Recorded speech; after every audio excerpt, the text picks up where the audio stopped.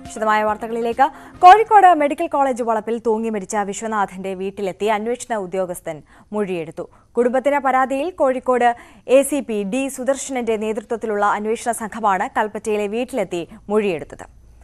രതീഷ് വാസുദേവൻ വിവരങ്ങളുമായി ചേരുകയാണ്. രതീഷ് വാസുദേവൻ, ഇപ്പോൾ ഈ വീട്ടിലെത്തി മൊഴിയെടുത്തിട്ടുണ്ട്. അന്വേഷണം കാര്യക്ഷമമായി മുന്നോട്ട് പോകുന്നു എന്ന് വേണോ കരുതാൻ?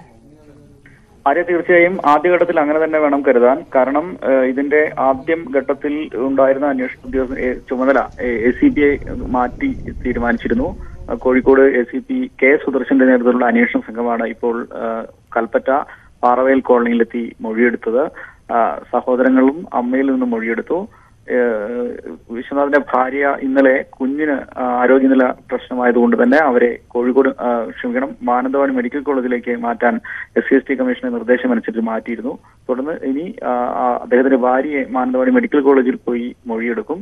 തുടർന്ന് മറ്റു രണ്ട് സഹോദരങ്ങൾ കോഴിക്കോടാണ് ഉള്ളത്. അവർ തിരിച്ചു വന്ന ശേഷം അവരുടെ കൂടെ മൊഴിയെടുത്ത ശേഷമായിരിക്കും അന്വേഷണ സംഘം മടങ്ങുക. എന്തായാലും ആദ്യ ഘട്ടത്തിൽ നമുക്ക് പറയാവുന്നത് അന്വേഷണം ശരിയായ രീതിയിൽ നടക്കുന്നു. കാര്യമായ പ്രാഥമികമായ നടപടിക്രമങ്ങൾ പൂർത്തിയായിക്കൊണ്ട് കാര്യങ്ങൾ നടക്കുന്നു എന്ന് തന്നെയാണ് കരുതാൻ.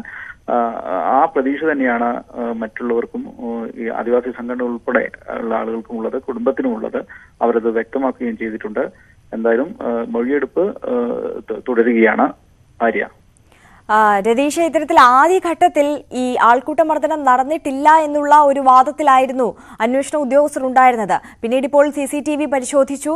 CCTVയിൽ വിശ്വനാഥന് ചുറ്റും ആൾക്കൂട്ടം ഉണ്ടായിരുന്നതായി സ്ഥിരീകരിക്കാൻ കഴിഞ്ഞിട്ടുണ്ട്. പക്ഷേ അത് ആരൊക്കെ ആയിരുന്നു എന്നുള്ളത് വ്യക്തമല്ല. എന്നാലും രണ്ടുപേരുടെ രേഖാചിത്രം തയ്യാറാക്കിയിട്ടുണ്ട് എന്നുള്ളതാണ് മനസ്സിലാക്കുന്നത്, അല്ലേ? തീർച്ചയായും ആര്യ, ഇത് നിസ്സാരമായ ഒരു ആദിവാസി മരണം എന്ന നിലയിൽ തള്ളിക്കളയാൻ സർക്കാരിന് ഉൾപ്പെടെ കഴിയില്ല. അതുകൊണ്ട് തന്നെ പോലീസിന് മേൽ വലിയ സമ്മർദ്ദമുണ്ട്. കൃത്യമായ രീതിയിൽ അന്വേഷണം നടക്കണം. അതിന്റെ ഭാഗമായി കൂടിയാണ് SC കമ്മീഷൻ നേരിട്ട് വിശ്വനാഥന്റെ വീട്ടിലെത്തി മൊഴിയെടുക്കുന്ന സാഹചര്യം ഉണ്ടായി. കർശനമായ ഇതുമായി ബന്ധപ്പെട്ട റിപ്പോർട്ട് സമർപ്പിക്കണമെന്ന് ആവശ്യപ്പെടുകയുണ്ടായി. അതുകൊണ്ട് തന്നെ ഇത് വളരെ ഗൗരവത്തോടു കൂടിയാണ് സർക്കാരും ഈ ഘട്ടത്തിൽ കാണുന്നത്. ആര്യ, ശരി, രതീഷ് വാസുദേവനാണ് വിവരങ്ങൾ നൽകിയത്.